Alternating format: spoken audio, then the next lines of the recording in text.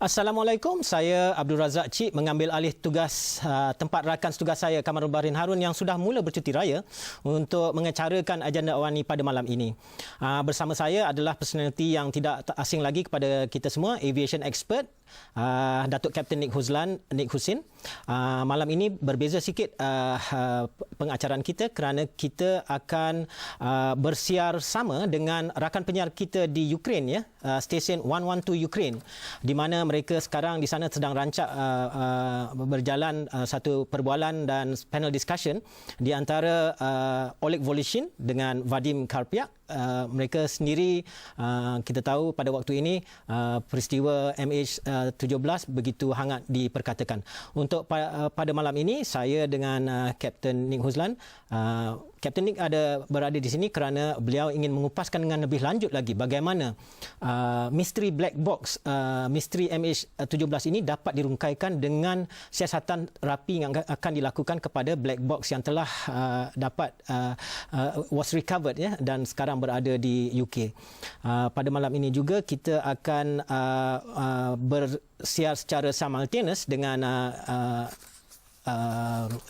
stesen 112 di Ukraine, di mana dari masa ke semasa kita akan bertukar siar bersama mereka.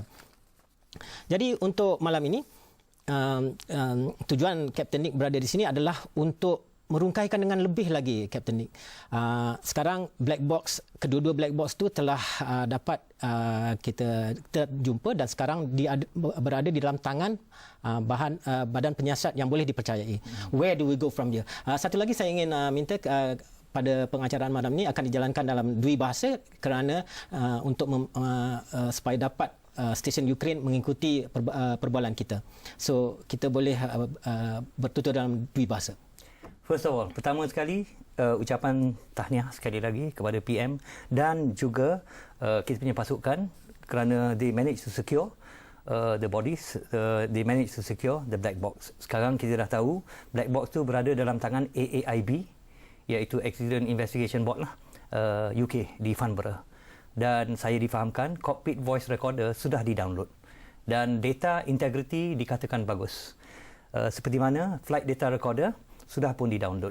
Sekarang kita cerita sikit tentang black box yang kotak hitam yang berwarna oranye. Ya? Itu saya pun heran kalau orang boleh keliru lagi pasal dari MH370 pun kita dah macam declare, ya, black box are all orange in colour. So this orange coloured box dia orang dah bawa pergi AAIB untuk download. Sekarang apa yang kita boleh tengok dalam black box ini? Dua komponen. Satu, cockpit voice recorder. Itu akan merakamkan percakapan di dalam kokpit. Apa yang dapat dirakamkan oleh black box? Banyak parameter. Satu, mikrofon captain. Satu lagi, mikrofon co-pilot. Satu lagi, mikrofon jamseat 1. Mikrofon jamseat 2. Satu lagi channel ialah mikrofon di bumbung. Jadi mikrofon di bumbung menangkap bunyi kesemua dalam kokpit. Maknanya bila pramugari masuk, pintu buka tutup, semua dapat tahu. Dan lagi satu channel merakamkan mikrofon direct feed dari ATC. Jadi bila kita dengar, dia ada satu time base, jam pun ada. Jadi tiap-tiap percakapan tu ada time base. Jadi dia boleh kawinkan dengan data-data lain. Dari black box pula, dia akan menunjukkan data-data apa yang terjadi di dalam pesawat. Maksud saya, pesawat tu naik pada Amsterdam, dari masa dia terbang dari Amsterdam hingga masa signal terputus di black box, semua ada dalam kandungan. Yang menjadi mustahak sekali, yang menjadi paling mustahak dan saya amat cenderung sekali ialah apabila Russia mengeluarkan satu press conference. Yang saya heran sikit kerana press conference ni tak nampak disiarkan oleh semua orang. Mengapa saya tak tahu. Tapi apa yang di presentation Russia nampak very direct, very clear. Tak ada corner sana, tak ada corner sini, very direct. Tak ada menuduh pun. Jadi saya tengok pelik. Rasa macam Russia pula jadi macam Amerika bila benda as open as the western countries. Yang Russia cerita dia punya tracking tukar semua tu, itu semua akan dapat dicorroborate oleh data dalam black box, boleh dikawinkan. Jadi bila dikatakan pesawat tu memusing sebelah kiri jauh dari tracknya, itu akan dapat dirungkai dengan black box, dikawinkan dan superimpose dan boleh tengok benda ni betul atau tipu. Atau flight data atau radar apa yang ditunjuk oleh orang Russia tu ialah satu benda yang diorang masakkan dari tempat lain. satu show falsification of data. Jadi ini boleh dikawinkan data flight data recorder. Lagi satu yang kita dapat tahu ialah dengan adanya cockpit voice recorder, percakapan dalam kokpit dapat didengar. Jadi percakapan di antara MH17 dan mana-mana control tower yang musak sekali ialah Ukraine akan dapat kita dengar. Okey, Kapten, saya telah mendapat signal bahawa rakan siar kita di Ukraine akan bersama kita. Yeah. So kita akan teruskan dalam bahasa Inggeris. Okay. Our colleagues in Ukraine, at the moment I have Captain Nick Huzlan, who's an aviation expert here, who has vast experience flying the Boeing 777. We are discussing the importance and the significance of the cockpit voice recorder, the black boxes, which are already in the hands of the investigators in the UK. I don't know how much importance this is being discussed in Ukraine at the moment, apart from because you yourselves are undergoing the tremendous political turmoil, but it is of great importance here. And Captain Nick is somebody who has firm views about what the black box would reveal. So we will continue the discussion in English, and so that you can follow us. Kita akan teruskan, Captain Nick. Jadi when we get the data from the cockpit voice recorder, the Russians are very confident that they are above blame. There's nothing to be blamed. What can happen to prove otherwise? Okay. What we want to know from the black box will be the conversation in the cockpit, especially towards the last minute, or more importantly, from the point they were handed over to Ukraine control. Now, there have been allegations that the aircraft was told to make a diversion, take another heading. So that alone is something very significant. But apparently, I've also been led to understand that Ukraine air traffic controller gave Malaysian 17 clearance to do a direct routing. Now, what happens in the sky, there's a highway in the sky that crosses a couple of waypoints. Some of these waypoints zigzags due to various reasons. Now, a direct track means you don't have to do a zigzag, you can go direct. So this is not unusual, if so is the case. However, if it is revealed that there is an order from the air traffic controller in Ukraine telling the aircraft to take a certain heading, that becomes a little unusual, especially if the reason for that heading change was not revealed to the pilots. Normally, when pilots fly, when the air traffic controller tells the pilot take a certain heading, the pilot will ask the controller the reason why I'm taking a certain heading, and chances are because of conflicting traffic. In this case, the change of heading has led to the aircraft to a point where to the point of last contact. Now this creates a little suspicion. Okay, Captain. We will cross over to Ukraine, where Vadim, you are with your guest Oleg Voloshin. I understand you have a question for Captain Nick. Go ahead, Vadim. У нього зараз в гостях Олег Волошин. Вадим, вперед, слово вам. Так, дякую, пане Розак. Mr. вам від імені Razak, свої співчуття in цієї трагедії. the name of Ukrainians, I convey my deepest condolences, and Які версії найчастіше we would like to know- з приводу збитого Боїнга? Розак? we would like which are opinions of your society concerning this dreadful accident? Okay, Vadim, here in Malaysia, we have had two experiences of air disasters. Captain Nick has been instrumental in being our guest in this and the previous disaster, and he has used his technical knowledge to tell us about what to look out for. We, at the moment, the investigation, we are leaving it in the hands of capable authorities in the UK to study the contents of the black box. It's only that in the Ukraine, we would like to know the Ukrainians themselves, apart from the political situation you are facing at the moment, how much significance do you put to how much importance do you put to the data that will be revealed by investigations into the black box? Відбувається в Україні. І ми хотіли б знати, як важливо буде наслідки інформації, яка буде одержана з чорного ящика.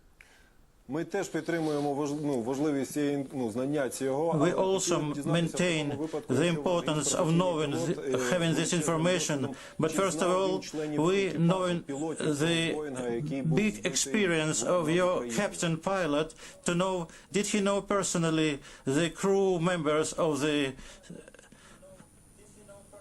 downed airplane? Over to you, Captain. Thank you very much. And the two captains, I do know, we have flown together in their earlier years in Malaysia Airlines. I think Captain Wan Amran, I remember well. But Captain Eugene Chu, I remember especially well because he shares the same interest as I do, riding high-powered motorcycles. Both are extremely competent people. Both are very good pilots, and both have no weakness or any form of training deficiencies within the airline, and it's a big loss to us. Apart from that, I do know a number of the senior cabin crew, one of whom we started flying together like 30 over years ago. And it is a shocking thing for us Malaysians, and at this particular moment the whole nation is in mourning, and I can see that whatever political differences are put aside, everybody is together of one mind, and I think justice is also at the tongue of every Malaysian.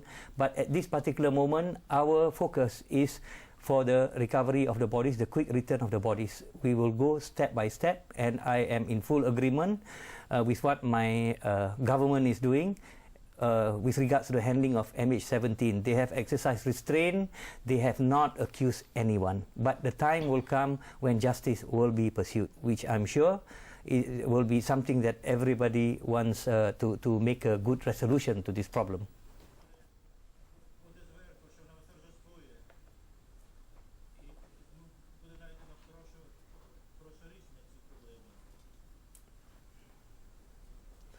Дякую, пане Хузлан. А в мене тепер запитання до пана Розака. I have a question to Mr. Rozak. Please, what kind of versions are prevailing now in the society, Malaysian society, concerning this air accident? Yes, I understand your concern, Vadim. There is so much chatter on social media, conflicting accounts, conspiracy theories, but not so much in this in MH17 as it was before. Before we had a plane that simply disappeared. Now we have more or less an idea of what happened to the plane. It's just a matter of who holds a smoking gun.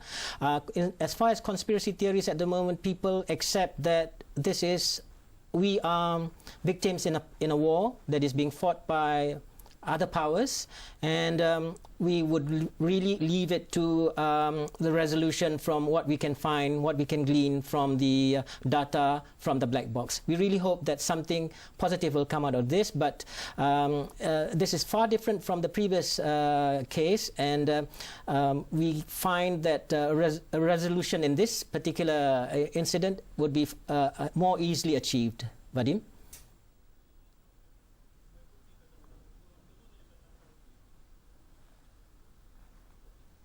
Так, я зрозумів, пане Розак. Ще хотів у вашого гостя запитати. I've got your idea. I would like to ask the pilot, your guest, will be enough information in the black boxes to establish the real cause of the air accident?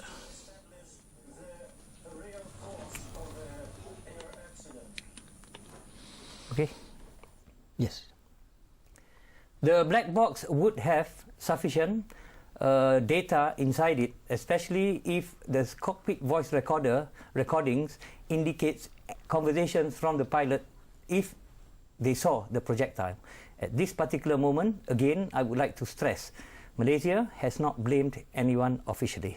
Malaysia is looking at the right path. Number one, we are hoping that we will be able to do a proper investigation at the crash site. The crash site is important because when we reach the crash site, we will be able to extract any residue from the projectile that may be embedded in the plane surface, and with that, through forensic science, they will be able to positively identify what kind of projectile, missile, or cannons, or bullets, whatever that hit the aircraft. Currently, there is no doubt that the aircraft has been brought down by a projectile. What the projectile is, we can only guess at this particular moment. We are not going to jump into the side of anyone, any accusation at this particular moment, plainly because when we have access to the crash site, we will be able to do a proper forensic investigation. Together with this, and the Russians also have come out with their own version, a very clear, concise version, about 30 minutes worth of presentation that showed the radar tracks. This will be corroborated by the black box, by the 2 flight data recorder and cockpit voice recorder. At this particular point, I would like to stress, Malaysia has not officially blamed anyone. The mood in the country is one of somber anguish rather than anger to anyone in particular or any country in particular. But somber anguish does not mean the country will just lay still. There will be a time for reparations, there will be a time when corrections will be made, and we hope to get full cooperation from the Ukrainian government. One of the things that we need to look at will be the transcript of the air traffic control between Ukraine and MH17, which I believe should be in the possession of the Ukraine Department of Civil Aviation, and we are waiting for that as well. Yeah, Vadim, we'd like to turn the spotlight to Oleg Voloshin, your guest tonight. I understand he held important positions in the foreign ministry. Can we ask your guest, Mr. Voloshin, how the Ukrainian authorities are handling the situation to win the publicity battle, the communications battle out there? Because at the moment,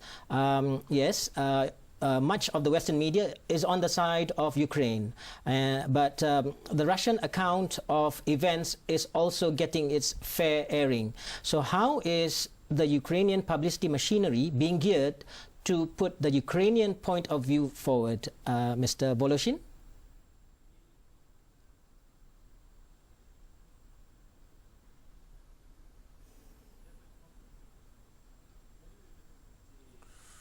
Пане Олеже, я нашим глядачам скажу, у нас експерт міжнародний Олег Волошин у студії, до якого звертається мій колега із Куала-Лумпур.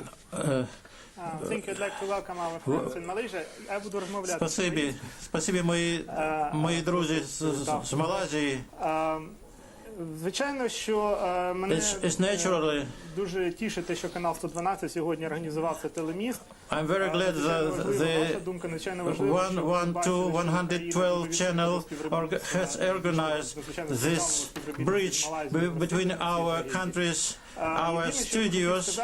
First of all, I'd like to say that in difference from Malaysia, in difference to your attitude that you're moderate, nobody here in Ukraine has any doubt that they were so-called separatists of so-called Donetsk, People's Republic of Donetsk, that they have used the arms against the plane, and these arms have been given to these separatists by Russia. I wouldn't like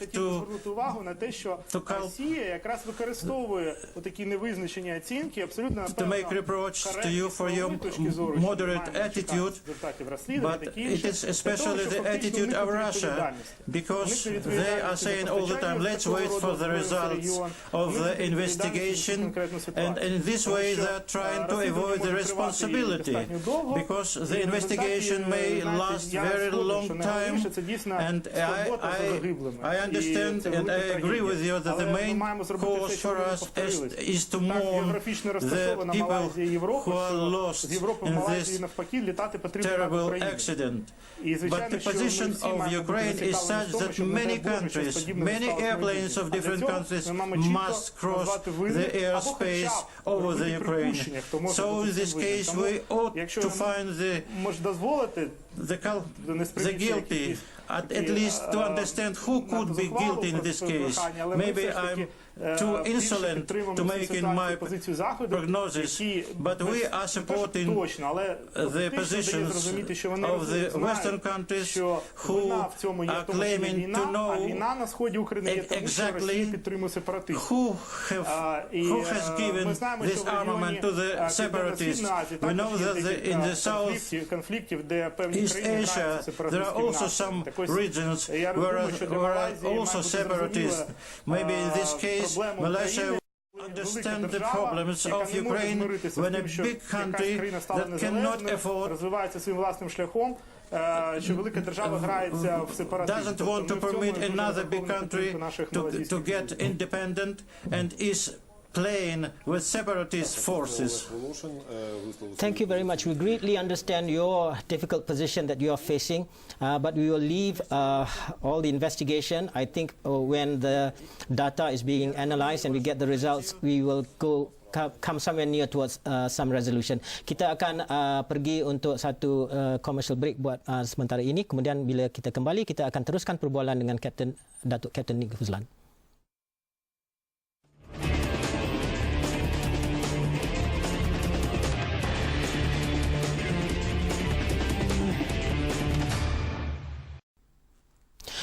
We are back with this edition of Agenda Awani. We can cross live back to Ukraine, station 112 Ukraine. I have another question for Oleg Voloshin. Mr. Voloshin, Ukraine to many Malaysians is so far away. We really don't know much about Ukraine, but now, because of this incident, we're getting to know more of what Ukraine is like. Can you tell us exactly on the ground, in their daily lives, you're facing war in the eastern part of Ukraine. What is daily life really like in Ukraine at the moment? В вашому щоденному життю, як проходить ваше щоденне життя в Україні? Ми, я так розумію, застали залишок, кінець Ну, я так запитання. розумію, з того, що я чув слова близько, що має на увазі, що враховуючи війну на сході України, як взагалі щоденне життя в Україні будується. Ви знаєте, я не хочу, щоб ви сприйняли мене за циника, але повірте, I wouldn't like you to take me for a cynical, but the life in Kiev is absolutely like it was 1 year ago and 2 years ago. And this is in the most of the territory throughout Ukraine. The same concerning the tourist business with Malaysia. The Malaysian tourists, you may be absolutely quiet because there isn't any threat to Malaysian tourists here. But if you don't read newspaper, you wouldn't even believe that there is somewhere a war, because Ukraine has not deepened in a big civil conflict. We have quite a vast area with hard battles, cruel battles, with employment of the hard artillery, with killed and wounded. It's our pain, it's our sorrow, but in other regions, even the closest regions to this zone on military activities, the same, in this zone, the territory is absolutely quiet. Mr. Rozak, we have another question to your expert, to your pilot. Задуматися над тим, щоб встановлювати на цивільні літаки системи виявлення військових ракет, попередження про ракети. Taking in consideration this sad experience, what is your opinion? Is it worth to establish on the civil airplanes some systems of warning against missile attacks? Right. Civilian aircraft, one as big as a 777, is not meant to maneuver. Especially at high altitude, above 30,000 feet, the aircraft has a limited performance parameter. In other words, it can't do things a fighter aircraft does. So even if you put a warning system on the aircraft, there essentially may not be much for the pilot to be able to do as far as maneuvering is concerned to run away from the missile. Now, we know that the suspected projectile has flown at about a speed that's 4 times the actual cruising speed of a Boeing 777. There is not really much a 777 can do. Even an agile fighter still gets shot down by surface-to-air missile or even air-to-air missile or even normal anti-aircraft fire. What more, a large, slow-moving, a large, unmaneuverable Boeing 777, which is the size of maybe 4 F-4 Phantoms or maybe 4 F-15s or maybe 4 Sukhoi 30s. So putting a warning system may not be an answer to it, and it is much better for the countries that we fly over to be able to assure us positively that their airspace is safe.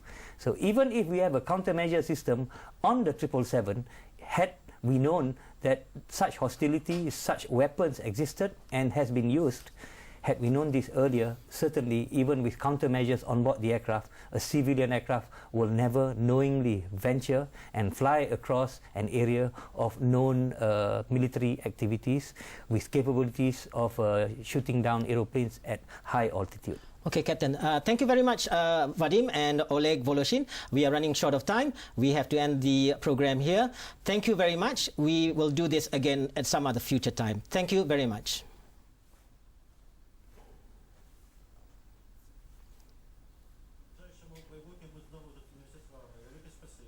Дякую, пане Розак, за можливість. Mr. Rozak, for the possibility to communicate with you. I make you remember that we actually have had the bridge with our Malaysian friends. Коротка секунда, щоб в гостя Олега запитати. And now we have a short time to make some questions to our guest. Великобританію. Це може слугувати запорукою чесності розслідування? Okey, disebabkan kesedukan masa, kita akan